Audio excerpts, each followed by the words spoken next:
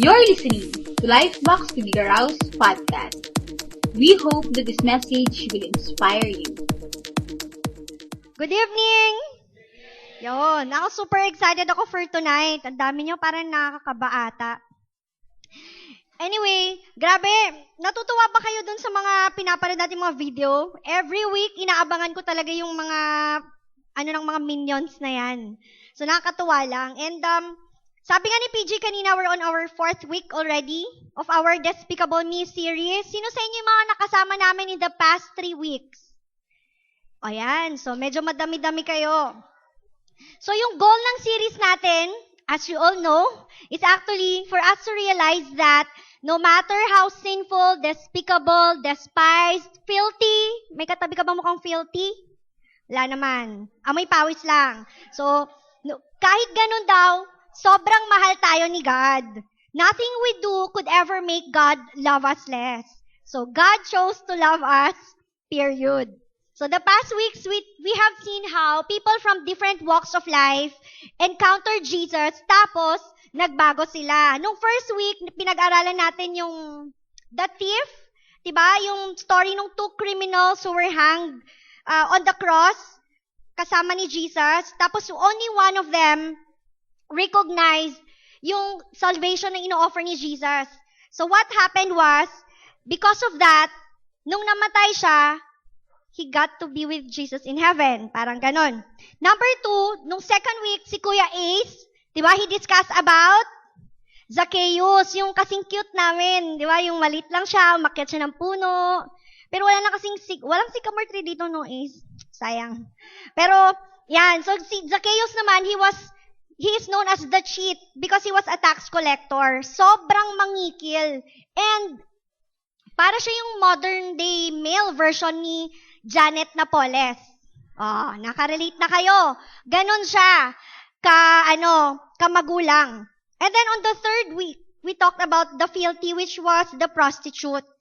Yon, she was caught committing adultery. So, dinala siya in front of everyone. Tapos she was supposed to be stoned to death kasi maraming accusers. Pero parang sinave siya ni Jesus na one by one, all of those accusers left until siya na lang naiwan. So, sabi ni Jesus, I will not condemn you. So, she got freed. And, bago tayo mag-start, asan yung mic natin? So, magtatanong ako, actually magvo-volunteer ako ha. Ano ba yung kung kayo yung tatanungin, sino yung person who made a very big impact in your life? Yung sobrang laking impact na feeling mo talaga nung nakilala mo tong tao to, ang daming nabago sa life mo, ganon.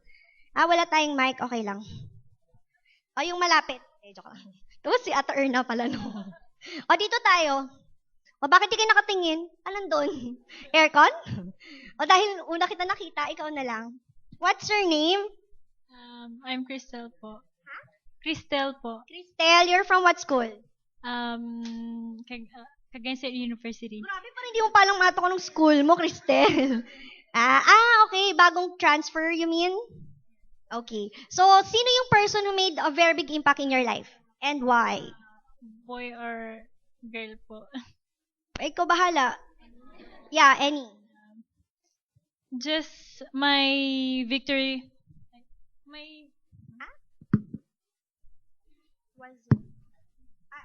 Just use this one. Yung victory group leader ko po sa Baguio, si Tita Rosel.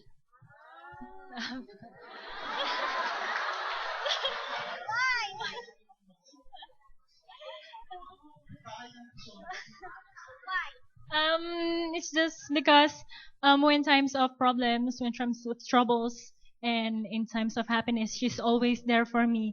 At saka, siya po kasi yung taong parang pag kunyari may problem po sa attitude mo, hindi po. Pag may problem po sa attitude mo, sinasabi po niya agad. Ganun po yung taong gusto ko. Yung hindi po siya laging umaayon sa mga gusto ko. Kung ano yung gusto niya ay kung ano yung bad things na nakikita niya sa attitude ko, gusto ko sinasabi niya sa akin. Kasi for me, that is a good leader and that is a good friend. Okay ba? Okay ba? Wait lang. Makabunot nga. O, alam nyo na, si tita. Nagawa niya sa buhay ni Cristel. Ayun. O, ay, just a little talking. Thank you for answering. Sobrang haba ng question mo, pang beauty pageant tayo dyan. O, dito sa mga pretty girls na to, sinong gustong i-volunteer ko? Sino, bino-volunteer mo siya? I-volunteer kita. What's your name? Christine po. Christine, o tayo ka. Uy, Christine, Cristel. Siguro ano kang pangalan dyan? O, ikaw naman, sino? Si Tita Choi po. Tita Choi. Bakit? Kasi nung nakilala ko po siya, madami pong nagbago sa akin. Yung mga attitudes ko po and then yung belief ko po kay God. Wow! Okay, Ate Choi, nasan ka man dyan? Mabuhay ang linaw daw. O, last na, dito naman tayo.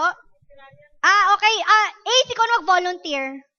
Oy, binolunteer si Ryan. O, Ryan, ikaw na. Hindi ba pwede yan? Huwag kang tumayo. Oh my God. Ace, talaga, pinapatayo mo pa siya, ha? Oh my God. Sagot. Ito na yung token. Sagutin mo. Okay, Ryan. I'm listening. Mas matangkad na ako. Go. Hindi siya kilala. Sino ba yung? Sige, bakit? Oh my God. Palilibre talaga? Hindi pa kami nalilibre, bro. Sige. Nax. Palakpakan naman natin si Kuya PJ. Natutuwa tayo sa buhay niya, diba? Thank you, Ryan. You're so tangkad, ha? Isa. So, I believe lahat tayo, sobrang, pag tinanong ka, meron ka maiisip na tao na may great influence in your life.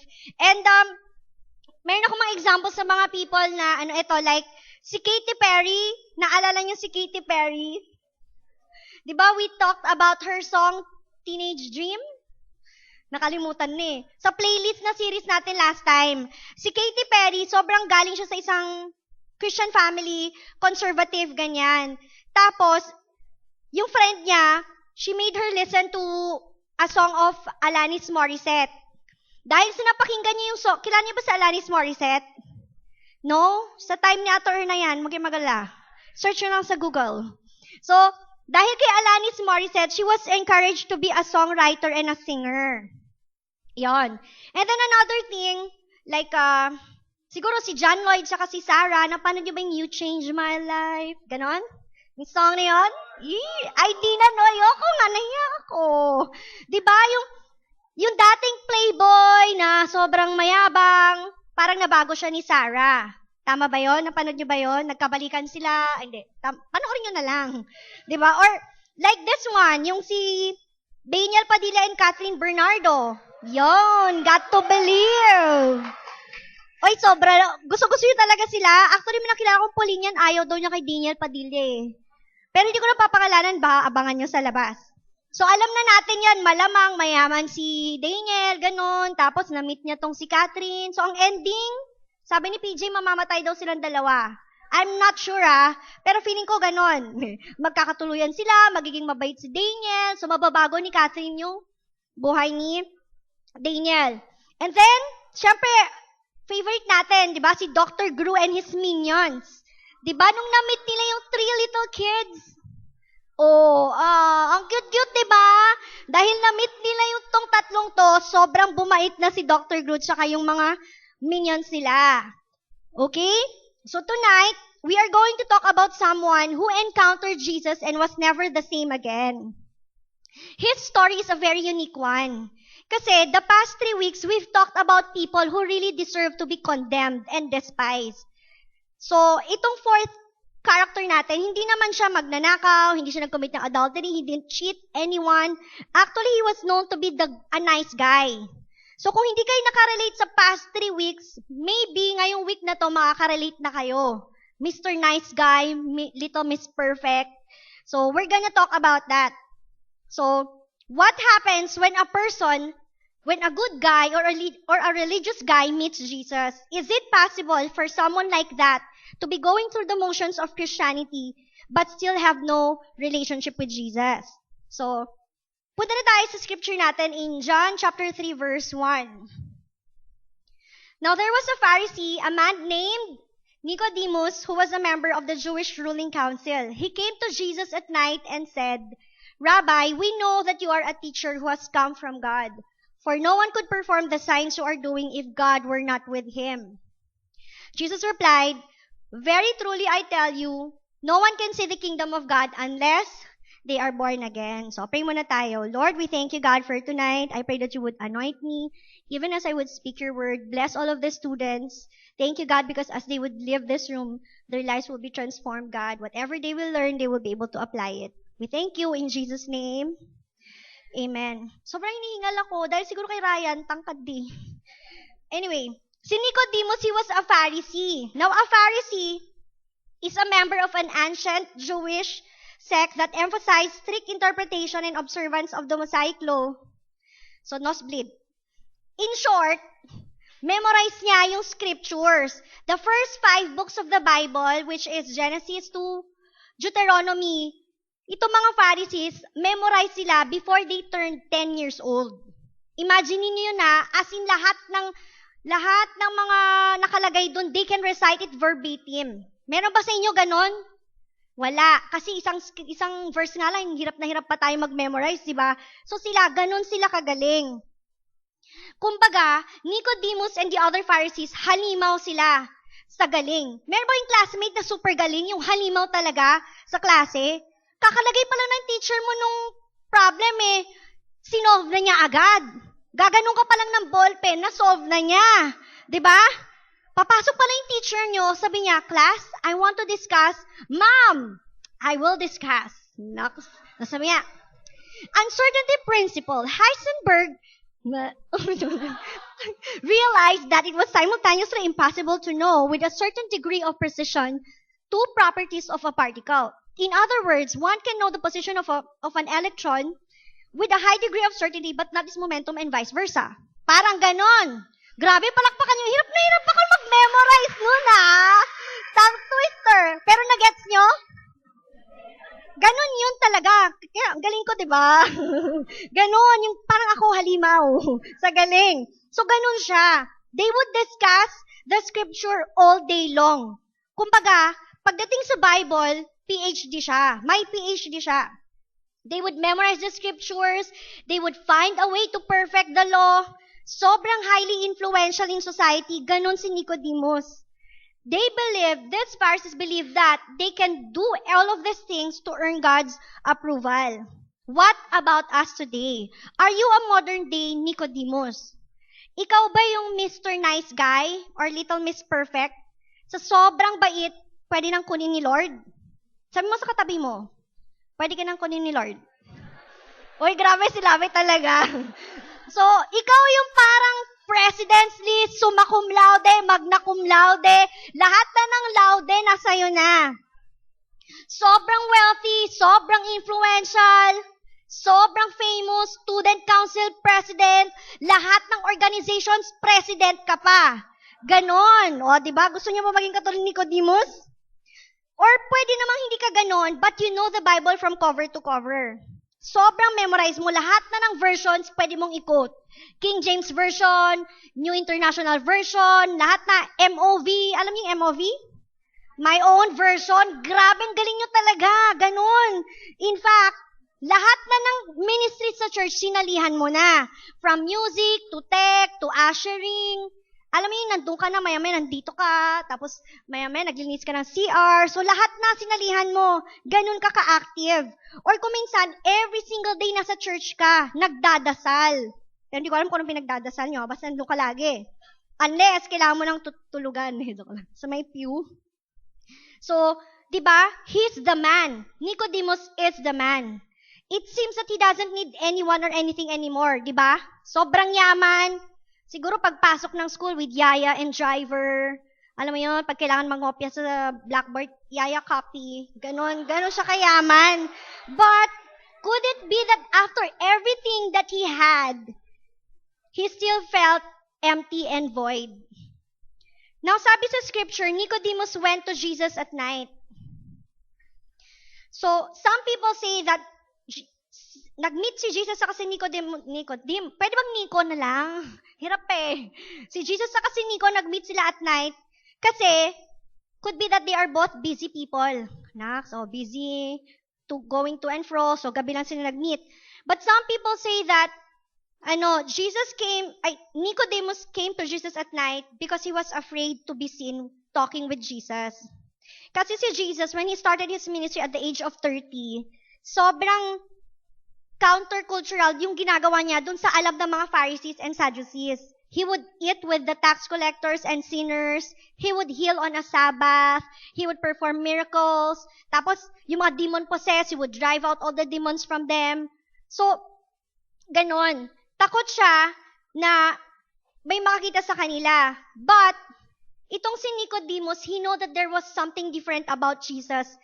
That is why, kahit parang patay kung patay, pinuntahan niya pa rin si Jesus. Bahala na kung anong sabihin ng tao. Kung matanggal man siya sa work, okay lang, gwapo pa rin daw siya. Kahit pagtawanan or lokohin, okay lang. He needed to know and talk to Jesus. The bottom line is, Nicodemus realized that he needed Jesus. Tayo ba? Do you realize that you need Jesus in your life? Kung minsan, I think we could relate to Nicodemus. Di ba nahihiya ka makita ng mga tao nag-a-attend ng youth service, ng life group? Di ba? Pagka pumapara ka na, Thursday and Friday, you're gonna come, tapos sabi mo, lighthouse, para sa kapunta. Bibili lang ako ng school supply sa lighthouse, pero mag-a-attend ka naman ng youth service. Or mag-a-attend ka ng life group, na doon kayo sa gym. Tapos tatanik, uy, nakita kita kanina, nandun ka, sumama ka sa life group ni Erna. Hindi no, tumabi nga lang sila sa akin eh, sa dami-dami ng upuan. Ano kung minsan kinakahiya mo pa, or maybe you have your Bible in your bag, yung iba nakasmile, gawain. Yung Bible nasa bag, sabihin, oy, ba't ka may Bible? O hindi, nilagay lang ng nanay ko to, no? Hiniram niya yung backpack ko kahapon. Parang, di ba kung minsan you make excuses kasi, grabe naman, late reaction. Oy, si ate Marie may backpack. Ayun. So, parang gano'n na people would ridicule you or mock you because of your faith. But let me tell you tonight, it is better to be like Nicodemus who would come to Jesus at night. Ganon din sa inyo, it is better to approach Jesus. Kahit minama ka na, pinagtatawanan ka. The invitation to come to Jesus is open to all of you. It's okay kung may mga reservations ka pa, nahiya ka pa magsabi, na naniwala kay Jesus, na saved ka na. Pero kung 2 to 5 years na po kayo nag-a-attend, there's something wrong na. Kung hanggang ngayon, hindi ka pa rin bold sa pag-share ng faith mo. So God didn't call you to hide, but to be a salt and light to the world. Do you believe that? Yes, I believe that also. So verse 3, kung makikita natin, di ba sabi ni Nicodemus sa verse 1 muna. Sabi niya, Rabbi, we know that you are a teacher who has come from God. So nagpunta si Nicodemus kay Jesus with the thought na si Nicodemus was just a teacher. Sabi niya, di ba, no one could perform the signs you are doing if God were not with him. So ang akala niya, teacher si Jesus, but he just wasn't so sure. So he had to talk to Jesus more. Tapos, so verse 3, sabi ni Jesus, very truly I tell you, no one can see the kingdom of God unless they are born again. They are what? Yan, very good class. So, di ba parang kung titignan mo yung verse 1 and 2 saka 3, napakalayo ng sagot ni Jesus. Pero, Jesus cut to the chase and went directly to the heart of the matter. Hindi mo naman ako pinuntahan, Nicodemus, dahil magtatanong ka or magpapapress ko sa akin, magbibigay ka ng compliment. You want to know kung ano ba talaga yung ino-offer ko. What is it that I can give you? So, pag sinabi mong born again nowadays, it has a negative connotation, di ba? Kayo nga pag sabing born again, parang, ano yun? Parang ayoko, di ba? So, it has a negative connotation. How many of you get bullied and mocked because your family or classmates heard that you are attending church? Meron po ba? Wala, lahat kayo? Sobrang okay, congratulations. Wala pala tayong nabubuli dito. Very good. Diba? Sabi sa verse 4, how can someone be born when they are old? Sabi ni Nicodemus. Surely they cannot enter a second time into their mother's womb to be born. Tama naman kasi siya, diba? Sabi kasi ni Jesus, you have to be born again. So, may pagkapilosopo nga lang, si Nicodemus. Pwede ba naman, gusto nyo pumasok ulit sa tiyan ng nanay nyo para mapanganak ulit? Ayaw nyo? Siguro kung kasing liit ko, pwede pa. Pero mahirapan pa yung mama ko. Pero kung si PJ ng grabe na yun. Diba? CS na lang.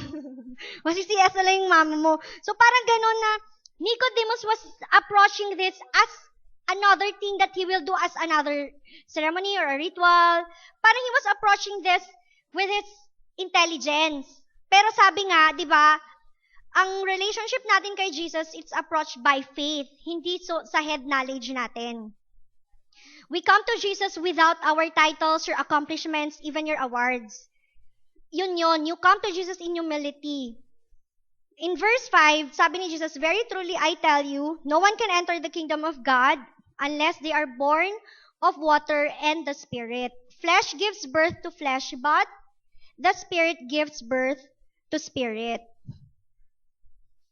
So, yun yung point ni Jesus. Flesh gives birth to flesh. Ibig sabihin, sinasabi niya kay Nicodemus na you cannot enter the kingdom of God, you cannot go to heaven kung flesh ang gagamitin mo. Kung magdidepend ka sa sarili mong ability, sa sarili mong achievements or kakayahan. But, sabi niya, spirit gives birth to spirit. Ibig sabihin, the transformation or the changes that you see in your life, it's the work of the Holy Spirit. Hindi siya dependent sa ginagawa mo sa sarili mo. So, being born again is not our effort or even a credit to us. It is all God's work. He authored it, He initiated, orchestrated the whole thing. Kasi we cannot change ourselves. Na-try nyo na ba yun? January, hindi na ako magagalit. Tapos pagpasok mo ng school, na bad trip ka na naman sa classmate mo, inaway mo. Diba? Kuminsan ganun tayo na we depend on our own abilities, kaya we always fail. In verse 9, how can this be? Nicodemus asked. That's sa verse 10, you are Israel's teacher, said Jesus, and do you not understand these things? Very truly I tell you, we speak of what we know, and we testify to what we have seen. But still, you people do not accept our testimony. I have spoken to you of earthly things, and you do not believe. How then will you believe if I speak of heavenly things? No one has ever gone into heaven except the one who came from heaven, the Son of Man. Just as Moses lifted up the snake in the wilderness, so the Son of Man must be lifted up, that everyone who believes may have eternal life in Him. So yung Jesus was talking about Himself sa mga verses na to. Now, Nicodemus, all his life, he relied upon himself for salvation. He thought that by strictly observing the law, memorizing it, he can enter the kingdom of God. And here was Jesus saying na everyone who believes in the Son of Man, he will be saved. No other way but Jesus. Hindi dependent yan sa lahat ng alam mo, Nicodemus. Everything that you know about me, it's not enough. Now, at one time in our lives, sobrang naging religious tayo, right? We go to church, we pray, we fast, we read our Bibles for different reasons. I think lahat tayo, there is a Nicodemus sa hearts natin. Now, we try to earn God's approval with everything that we are doing. Now, what are the reasons na we could be doing it? Unang-una, we go to God dahil may exam, may test, may thesis proposal. Pag board exam, punong-puno po tayo dito lagi. Or even, pag may board exam, lahat na ng churches from Apari to Holo, pinuntahan mo na. Because you need something from God, right? Kaya ka naging suddenly religious because there is something that you need. Another thing is, you have a problem that you cannot solve already. Only God can solve. Yung parents mo maghihiwalay na, kaya bigla ka na lang nag-church. Diba? Yung grades mo, bagsak, kasi hindi ka nag-aral, so kailangan, gusto mo i-resurrect ni God. Bigla-bigla. So you would attend church. Baka lang, baka pwede. Or you have needs and wants, kaya bigla kang sobrang religious. Gusto mo, makuha mo na yung matamis ng oo. Sabi mo kay God, Lord, pag hindi niya ako sinagot, magpapakamatay talaga ako.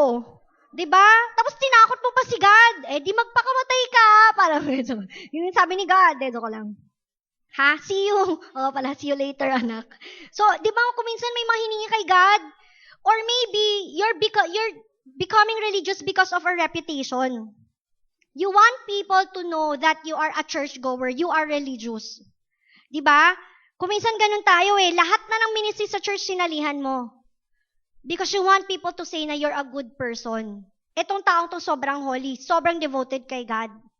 Pero alam mo, deep down inside, all of these things, they're not enough. Kasi empty pa rin. And another thing, baka yung crush mo nag-a-attend, kaya ka nag-a-attend ng church. 'Di ba? Hindi ka nakikinig ng word, nakatingin ka na lang sa kanya the whole time. Or baka may libre after, McDo or Jollibee. Diba? Iti-treat ka later. So if these are all of your reasons, eventually you will get fed up and you will stop.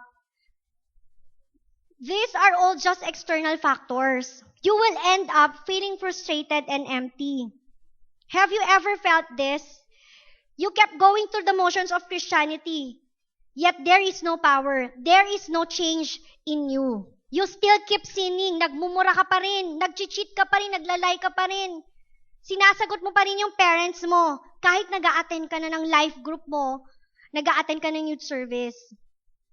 Siguro katulad ka ng Nicodemus, lahat na ginagawa mo, but there is no change. You think na you are okay. Diba, nagko-compromise ka pa rin, mag-a-attend ka nga ng life group mo, mag-a-attend ka ng Sunday and youth service. Pero, Monday to Friday, when you look at your life, there are small compromises going on. When religion is more important than Jesus, our life becomes empty and passionless. If you are being a good or a nice guy for the wrong reasons, it's still not enough. It has to stem from a transformed life. You're doing all of these things because Jesus has already done that change in your life. Pag sinabi mong born again, it's not being converted into a new religion. Sinasabi ko na sa inyo yan. Being born again means receiving a new heart and a new life in Christ. Spirit gives birth to spirit. That is what the word is saying. What Jesus was offering Nicodemus is a chance to receive salvation. You are good already. Okay na lahat. Alam mo na lahat yung Bible from cover to cover. Now, it's time you stop earning my favor and you surrender your life to me. It's time that I do my move in your life. Yun yung sinasabi ni Jesus. Yung offering of salvation, the gift of forgiveness, the gift of eternal life, His gift of a right restoration of relationship with God. We have to do it Jesus' way, not our way.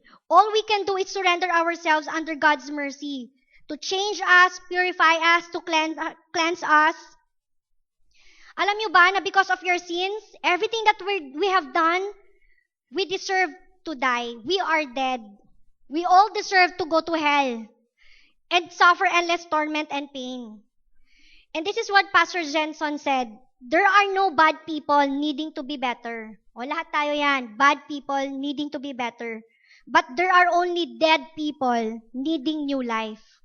All of us, we're dead to sin. We need to be born again so that we can live not just here, but for all of eternity. Sabi ni Bill Hybels, being born again is not a noun, but it's a verb. Alam mo ba yung difference? Noun siya ka verb. Di ba ang noun, it's not just, being born again is not what we are called, what we are known, what we are branded for, but it is more of an action, sabi niya. It's a verb. Action or a transformation that is performed by Jesus. Hindi tayo magpe-perform. O, born again, okay, verb. Me, no. It's not me. It's not even you. It's Jesus doing His transformation in our life.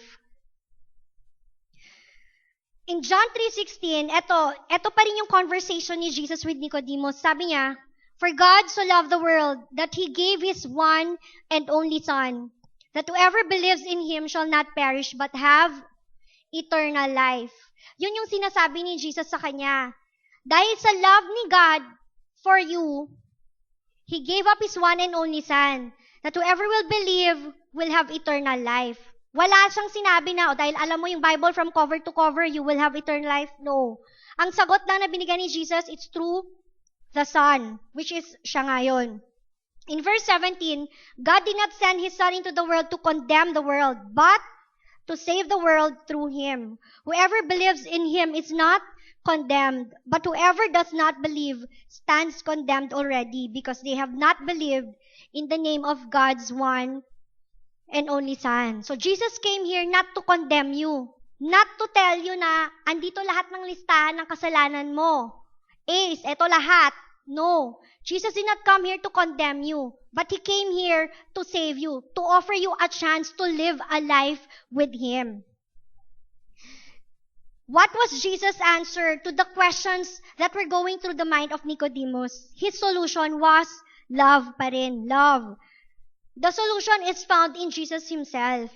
The motivation of the things we do now is because of our love for Jesus. So Jesus' solution was His love for us. And the motivation why we are doing all of these things now is because of our love for Jesus. Hindi nga dahil sa atin. Kung minsan kasi niisip mo, you sobrang mabait ka, you do all of these things, you go to church, you read the Bible para makapunta ka sa heaven. Diba? So that would mean na nagde-depend ka sa sarili mo for salvation. Pero ang sinasabi ng scripture, 0%, Ate Janina, 100%, all Jesus work. What broke Nicodemus' mindsets that Jesus is saying to us as well? Ano ba yung sinabi ni Jesus kay Nicodemus that transformed him, that left him changed forever? Unang-una, in John 3:16 yung sinabi niya, na Nicodemus, you are loved. I love you already. Mapamemorize mo man yung Bible or hindi, whether you perform for me or not, I love you, period. Jesus planned everything for all of us already from the beginning. No matter how good you are or how good you think you are, or maybe it's the opposite. You think that you are the most wicked person in this room and you do not deserve God's love. Well, sabi ni God, you deserve it. You are deeply loved by me. Lahat ng dumina natin, Jesus embraced them on the cross. He took it all upon Himself. So kung minsan sabi mo, wala akong pera, God. Ako din wala. But it's okay. Diba? Bagsak ako, Lord. Hindi mo naman ako love eh. Yung parents ko maghihiwalay na. Wala man akong pangkain. Ang dami-dami mo ng problema. Wala nagmamahal sa akin. Iniwan niya ako. Pinagpalit niya ako sa iba. Ouch, diba? Tapos, diba? But what proof do you still need? The proof of God's love was shown to us more than 2,000 years ago on the cross, when He deemed you and I worthy to die for. Sabi ni Jesus, kahit gaano ka kabad, anak, I will die for you. Alam niyo ba yung song ng 1,000 years? Aba, agad-agad. I've died every day waiting for you. Darling, don't be afraid. I've loved you for 1,000 years. I love you for 1,000 more. O diba, alam niyo yan, super favorite, siguro ng iba sa inyo yan. Tapos you will keep wishing, sana kantahin niya para sa akin. Guess what? Jesus is already singing it to you. Sabi ni Jesus, I have loved you for 1,000 years, and I will love you for 1,000 more. Better than that, sabi ni Jesus, I have loved you for an eternity, and I will love you for an eternity more. What love could be greater than that? Sabi sa John 13:15, greater love has no one than this, to lay down one's life for one's friends. Akalain mo yun, friend pala tayo ni Jesus after everything that we've done, lahat na ng ginawa mo kasalanan, lahat na ng pagre-reject mo kay God, He still sees us as His friends. Because we were the reason why Jesus suffered and went through everything. Shameful and painful, enemies sana niya tayo. But He never saw us as His enemies. Why? Because we are deeply loved by God. Another thing that Nicodemus realized and Jesus told him is that he is forgiven. You are forgiven already, Nicodemus. Kahit for many years you've been trying so hard to earn my approval, kahit sobrang dependent ka na sa sarili mo, wala ka nang hinihingi sa akin kasi akala mo nasa iyo na lahat, you are forgiven. This statement is too good to be true. This cannot be. Di ba kung minsan tayo, pag may kasalanan ka, inaway mo yung kaibigan mo, magsusorry ka, ang gagawin mo, bibili ka ng pagkain, susuyuin mo, paglalaba mo, or anything that you're doing para lang mapatawad ka. Or yung mga may girlfriend or boyfriend, di ba? Para, anong gagawin mo? Parang ganun. Sabi ni Jesus, everything that we have done in the past, in the present, in the future, it's a done deal. Imaginein mo yung kasalanan na gagawin mo 10, 20 years down the road. It's already been paid for on the cross more than 2,000 years ago. Ganun ka-powerful yung ginawa ni Jesus on the cross. And that is beyond human comprehension. Tayo kasi kapag may nagkasala sa atin, gusto natin agad revenge. Diba? Binangga ka lang, aabangan kita pa sa kanto. Kanto pala sa labas ng gate. Yung mga ganon, kung minsan, hindi ka lang pinansin ng life coach mo, hindi ka nasisipot ng one-to-one. Hindi naman niya ako, pinapansin, di ba na nag-smile? Baka may problema lang, di ba? Or hindi ka talaga nakita.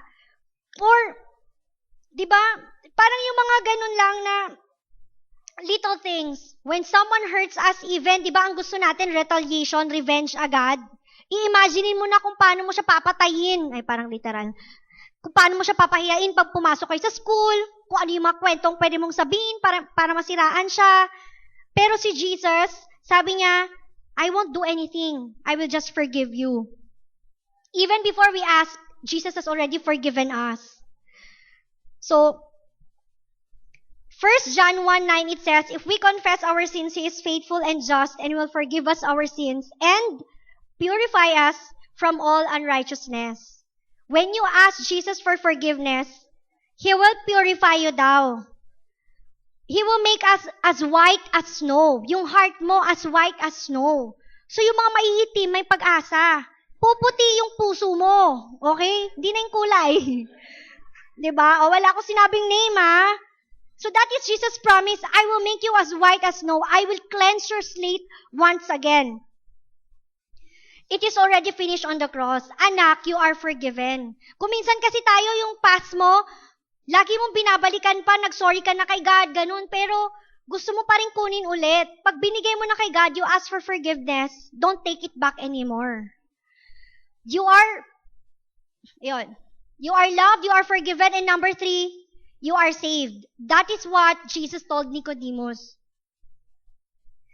If we truly repent of our sins and surrender our life to Jesus, then death is not something to be afraid of anymore. We will look forward to dying because dying would mean being with Jesus for all of eternity. Excited ka pa nga mamatay eh. Sino excited? Wala pa. Hindi pa naman, Lord. Matagal-tagal pa naman. Kayo talaga. So, anong promise niya? You are saved already. When you stop trusting on your own good works, on the things that you are doing, and you start trusting in Christ alone for salvation, you will be saved. You don't have to earn your ticket to heaven. Sabi ni Jesus, believe in me and accept my gift of salvation. Pag gift ba, binabayaran natin? No. Unless, di ba ganun yun? Kapag ba niregaluhan ka ng papa mo ng cellphone, pagkabigay, magkano to? Hindi naman, di ba? Bayaran ko. We just accept it for what it is. So that is the offer of Jesus to us tonight. Accept my gift of salvation. Accept my gift of forgiveness. And as a result of Nicodemus meeting with Jesus in John chapter 19 verse 38 to 39, ito na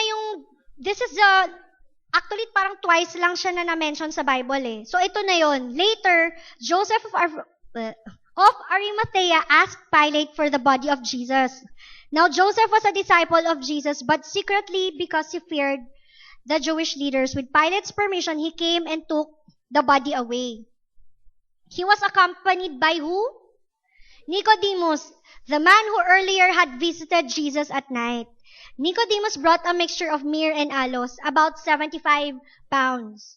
Imagine, nung time na namatay na si Jesus, they took his body. Si Nicodemus na sobrang nagtatago at kinakahiya makita kasama ni Jesus, after meeting Jesus, became bold enough to show people na I am a follower of Christ. I believe in what Jesus has done. That is the transformation that Jesus would do to us. Kung dati natatakot ka, now He will give you boldness and courage. Imagine niyo, takot na takot siya. And now, openly, when all the disciples fled, siya at saka si Joseph, they went and took Jesus' body. At sabi nga nila, yung myrrh and aloes daw, yung myrrh, very rare daw in Jerusalem. At mahal yan. So it had to be imported pa from other places. Ganun niya vinalue si Jesus. Now what about you? Kinakahiya mo pa rin ba si Jesus? Or hindi na? The offer of Jesus for you tonight is, my son and my daughter, fight for me. Accept my gift of salvation. Let me renew you from the inside out. So why don't we just all stand?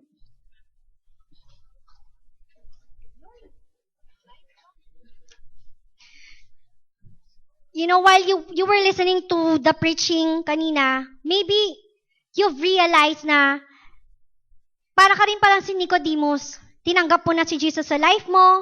You've been actively attending church. You're even a life coach already. You're a part of your life group. Active ka sa ministry or malapit ka na maging active. And then you start to realize na nagsimula ka na pala mag-depend sa sarili mo. Na you're becoming a nice guy or a nice girl already. Tapos nag-stop ka na mag-depend kay Jesus. Na kaya mo ginagawa lahat ng to. Kaya ka nagsuserve sa church. Kaya ka nagbabasa ng Bible. Because you want people to know that you are religious. You want people to know that you are good. That you are holy and righteous. Everything that you're doing, nagsimula, ikaw na yung nagiging star. Ikaw na yung nagiging bida. You know, in our relationship with God, ang point, there must be more of God and less of you. Ang bida sa buhay mo, si Jesus dapat, hindi ikaw. Hindi ikaw yung umaangat. If you've realized that you've been doing all of these things, going through the motions of Christianity, empty and powerless, the offer of Jesus now is you can change. You start to come back to me again. Let me be the star of your life. Stop being so proud. Stop being so self-righteous. If that is you without looking to your neighbor, why don't you just raise up your hands? Can you just close your eyes? Let's all close our eyes. At kung feeling mo ikaw yon, sobrang naging self-righteous ka na katulad ni Nicodemus, memorize mo na, ang dami mo nang alam tungkol sa Bible, pero kulang ka sa application. If that is you tonight, let's just pray. Heavenly Father, I ask for your forgiveness. I pray that you would bring me back to my first love. Lord, I ask for forgiveness for entertaining spiritual pride, for being so self-righteous, and starting to depend on myself alone for salvation. Lord Jesus, I ask once again that tonight, you would bring transformation and change to me.